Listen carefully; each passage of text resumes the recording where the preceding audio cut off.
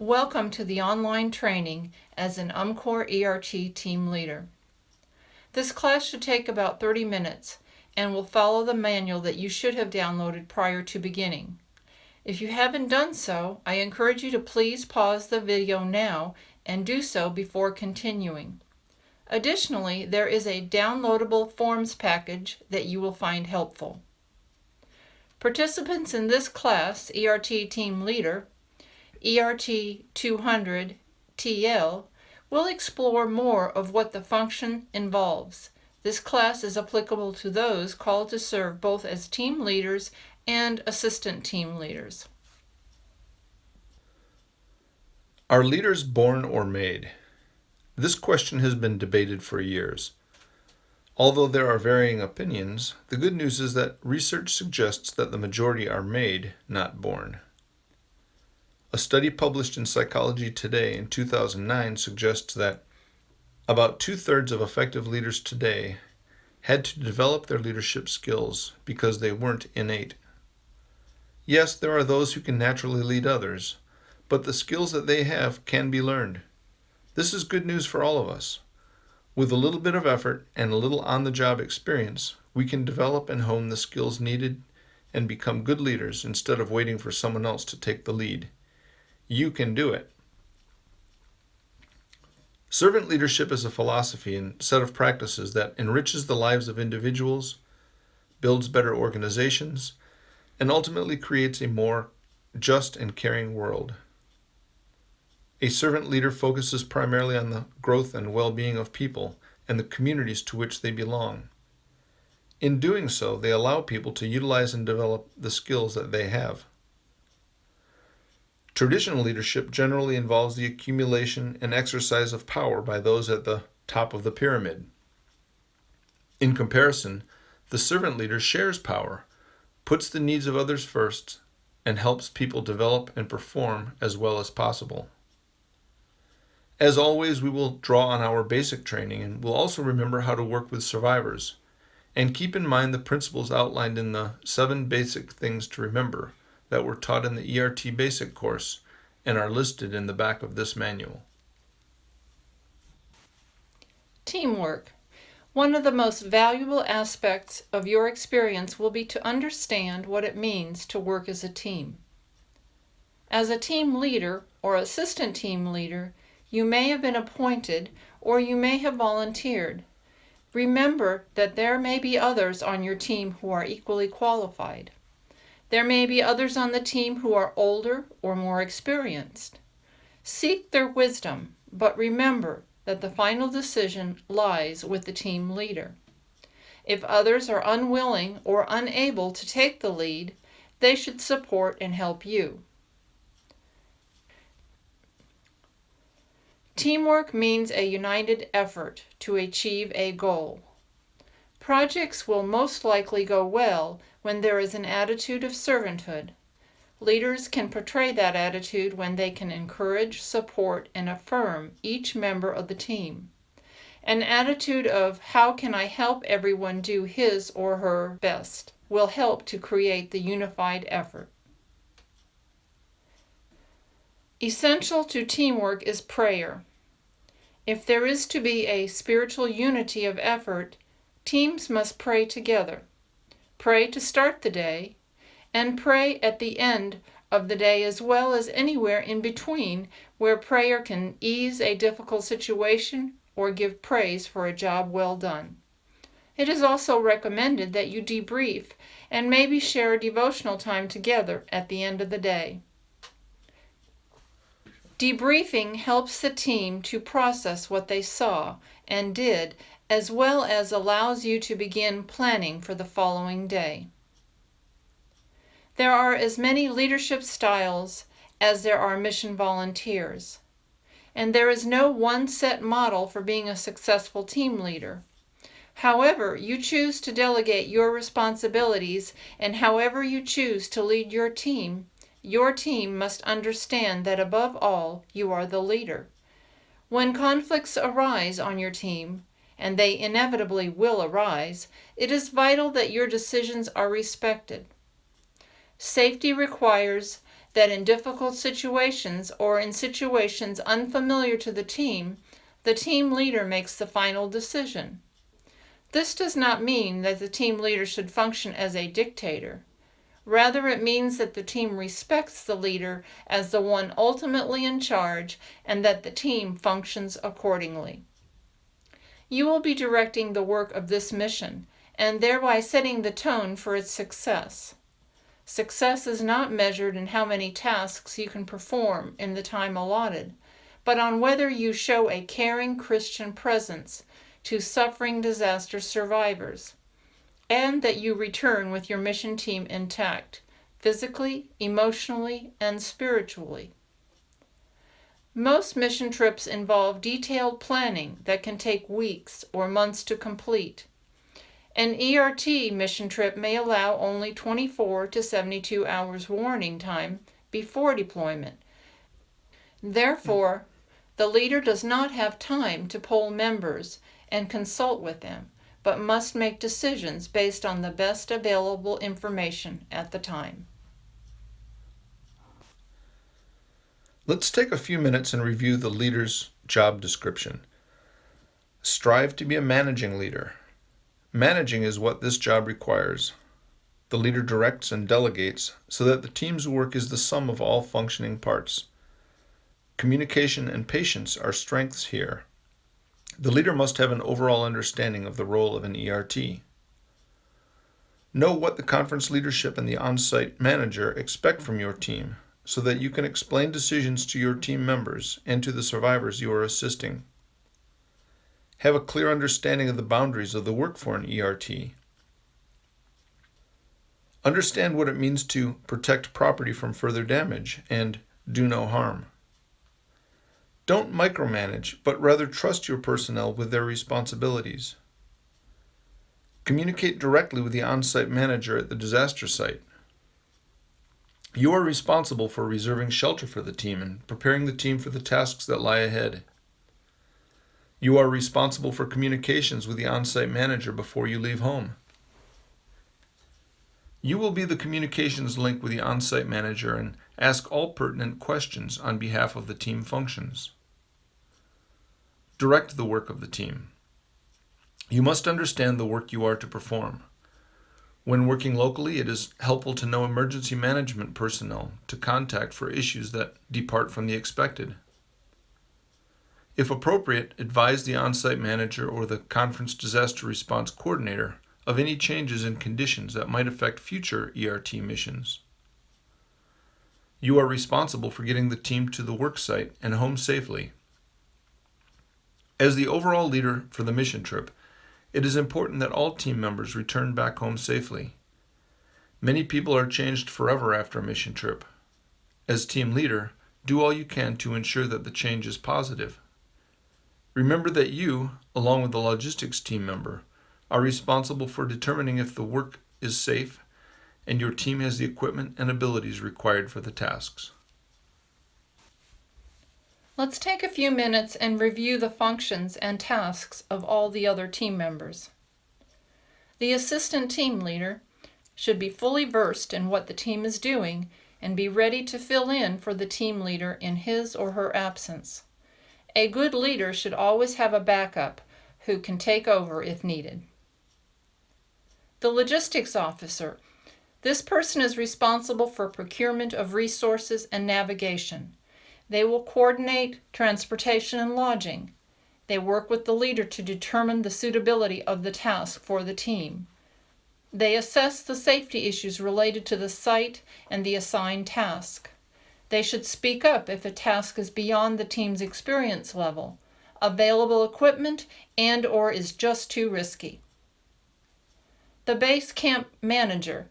This person is responsible for food preparation and cleanup, also for the shelter maintenance. They may liaison with the local volunteer coordinator for these functions.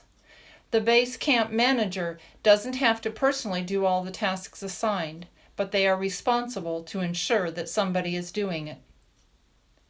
The equipment manager. This person is responsible for tool accountability, repair, and replacement. They should be able to provide additional training to team members on the proper use of tools. The safety officer. They are responsible for safety of individual team members while working. They should ensure that personal safety equipment is used properly and monitor hydration and exhaustion of individuals throughout the day. The listener recorder. This team member keeps the records for the team, including the personal liability forms, medical forms, access to property and work order forms, and the daily work hour logs. They are the designated team member to talk with and listen to the survivors as needed. They may help the survivor with photo documentation of the damage to their property. Despite the specific responsibilities to the team, everyone should be able to work at the job site. As a team leader, your preparation for a trip should begin long before the event happens. Without preparation, the need for response will be over before you can mobilize. Individuals and teams can begin the process for an eventual ERT mission long before the need arises by training and ensuring that their training is up to date. This is a good time to review recertification dates, find that missing badge, or complete any additional training that may help. One of the most crucial trainings that teams need to be compliant with is the Rio Texas Conference Trusted con Confianza Child, Youth, and Vulnerable Adult Safety Policy. While we normally think of this as being for those who teach Sunday school or accompany youth on mission trips, as ERTs we also deal with this vulnerable population. Adult and child survivors definitely fall into the category of vulnerable people. Just watch the news after any natural disaster, and it won't be long before you hear a story of unscrupulous people taking advantage of survivors. ERTs also routinely interact with children in the homes that we are assigned to. Additionally, we are regularly housed in churches that have preschool, after-school, and weekday programs that are teeming with the youngest members of our society. Trusted con Confianza is also designed to protect volunteers by reminding us not to let ourselves be put into situations that could give the impression of impropriety. The Rio Texas Conference policy states that at least 2 unrelated members of a team need to be fully trained and compliant with the trusted policy. As a team leader, you will be asked to provide the names and training status of your team members who will be fulfilling this requirement. The remaining team members don't need to be trained, but those who are should give a thorough briefing to the remainder about which behaviors are appropriate and which are not. They will also need to monitor the team throughout the deployment to ensure compliance. Naturally, it would be easier if all of your team members were trained and compliant. It is hoped that one day, each and every member of our congregations will recognize the importance of protecting every person that we deal with, and especially those who are most vulnerable. By taking the initiative to be trained and vetted through this program, we send the message that the protection of all people is important to us as the body of Christ. As the policy becomes more prevalent in our churches and ministries, the person who has not been trained and vetted will be the exception. More information about trusted training can be found at riotexas.org/safe. Other than the dates of the mission and specific disaster, individuals can begin to fill out the forms and have the checklists ready to go. Preparation includes having personal supplies available at a moment's notice. Before you get the call to go is the time to inventory your equipment, consider anything new that you may need, and check the status of any existing equipment. Fire up the generators and check the tires on your trailer. Involve the equipment manager and delegate these tasks if you can. You may also make a point to get to know your local emergency manager. Let him or her know who you are and what you can provide when a disaster strikes. When they are in the midst of a disaster, they won't have the time to get to know you. But if they met you previously, they are more likely to reach out to you when disaster strikes, especially in the case of a small, low-level event in your community. Preparation also includes having as many people as possible trained and ready. If your church doesn't have a large ERT presence, Do some investigating through your conference or district disaster response coordinator to find out if there are other teams or individuals nearby that you could join with. Get to know them before the disaster strikes, thereby giving you a larger pool of volunteers to draw from. Predetermining a method of communication will also enhance the process. How will you communicate if phones, cell phones, and email are not available? Landline systems with wire in the ground are making a comeback in communities when cell service fails. What about paper maps or road atlases? Consider two-way radios or walkie-talkies. If you have no cell service, you have no GPS. Talk with the missions director or other appropriate person at your church. Enlist help from other non-team members to collect team supplies and offer financial and prayer support. There is additional training that is available too. In case local authorities have questions, we recommend taking the online NIMS IS 100 and 700 courses. This is training that is provided free of cost through FEMA. For more information, go to https://training.fema.gov/NIMS. Whether or not you take advantage of this training, you may need to know that you are part of operations and your section chief is the on-site manager. Keep that contact information handy. Also keep your access to property forms handy to dispel any confusion as to your motives. Talk with your team members about insurance as well. While most people have health insurance today, many have high deductibles or co-pays and may benefit from buying insurance through UMVIM. There are several options available, and we encourage team leaders to plan for this during the preparation phase. Do everything that you can to prepare to weather the incident before disaster strikes. It is a good idea to prepare some deployment checklists. The downloaded manual has some already prepared that you can begin with. Feel free to modify them as needed. When the likelihood of an incident arises, team leaders should get an alert about the potential need. This will often come during the rescue phase. Remember that this isn't the time to deploy, as we have to wait for first responders to complete their tasks. If the disaster is fairly small and can be handled within the community, you may not get called by the conference or district coordinator. Be proactive and contact the local emergency manager or the Emergency Operations Center and let them know your capability and availability. This is where making those connections beforehand will help you get their attention. This is the time to contact ERT members and remind them to complete their preparation work, fill out forms, gather equipment, and materials needed. Also, this is the time trained volunteers feel pressure because they are faced with leaving work and home responsibilities and taking on the unknown. Leaders need to express to their team that disasters never come at a convenient time. However, think of how inconvenient it is to the survivors who have no comfort and now live in the unknown. Put all your personal preparations in order early so you can turn your attention to guiding your team members. The next contact is from Conference Disaster Response Leadership and will come as the rescue phase is winding down and deployment is necessary. By the time you receive the activation, emergency and rescue conditions will have subsided and you will need to prepare to deploy your team.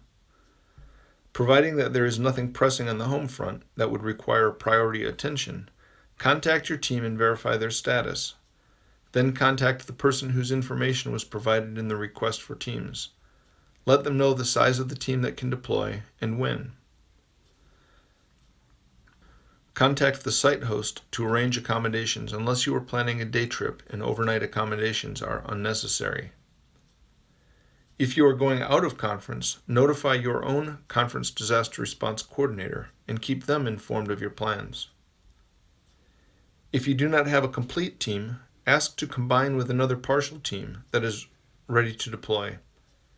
If combining with another team, get the other team's contact information and talk to its leader to assign responsibilities. Remember, deploy with only one leader and one assistant leader. Your Conference Disaster Response Coordinator, or UMVIM coordinator, may also be able to help staff your team. Once your deployment is confirmed, communicate that information with your conference coordinator, where you're going, when you're leaving, when you're returning, etc. Refer all questions to the on-site manager, who is the person that represents United Methodist Disaster Response at the disaster site. This is the person in charge of directing you to survivors in need. This may be a district disaster response coordinator or conference ERT coordinator within the affected conference. But even if your deployment is to another conference, you will most likely be under the direction of United Methodist Disaster Response. It is advisable to take your ERT training manual as well as the team leader manual on the trip as reference. If you have completed the site assessment training, that manual will likely be helpful as well. Where the manuals do not supply you with a specific recommendation for a particular situation, remember, stabilize the situation, do no harm, prevent further damage. Administrative processes.